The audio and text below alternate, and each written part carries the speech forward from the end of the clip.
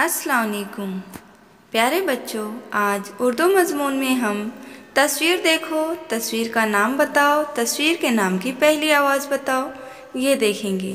आपको वीडियो पूरी देखना है। पसंद आए तो लाइक और शेयर ज़रूर करें। तो चलिए शुरू करते हैं।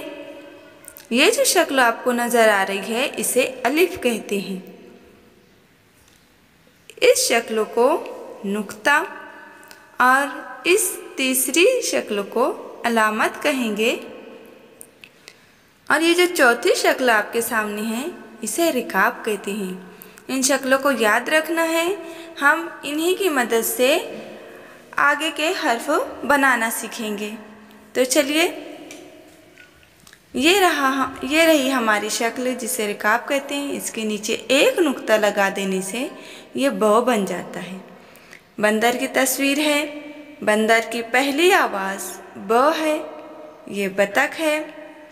बतख की भी पहली आवाज़ ब निकलती है। आपको ऐसे ही ब से शुरू होने वाले ब आवाज़ वाले अल्फाज को तलाश करना है। ये वही रिकाब है। उसके नीचे अब 3 नुक्ते लग गए हैं, तो ये प बन जाता है। ये पतंग की तस्वीर है। पतंग की भी पहली आवाज़ प है। पत्ते की भी पहली आवाज़ प की निकलती है। आपको प से शुरू होने वाले अल्फाज को तलाश करना है जिसकी आवाज़ प निकलती हो।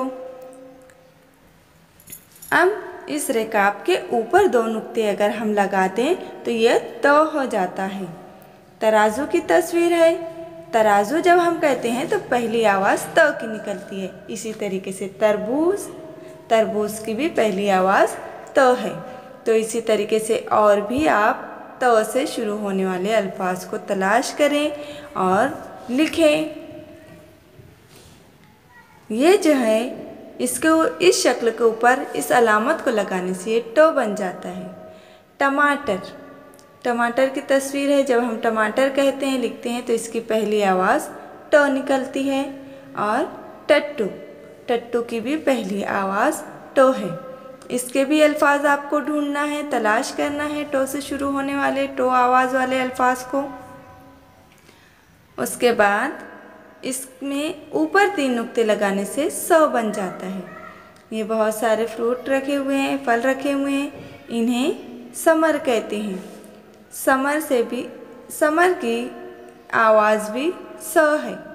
तो आपको ब, प, त, ट, स इन हरूफ की मश्क करना है और इस आवाज़ से शुरू होने वाले अल्फाज को लिखकर ग्रुप में सेंड करना है। अल्लाह हाफिज़।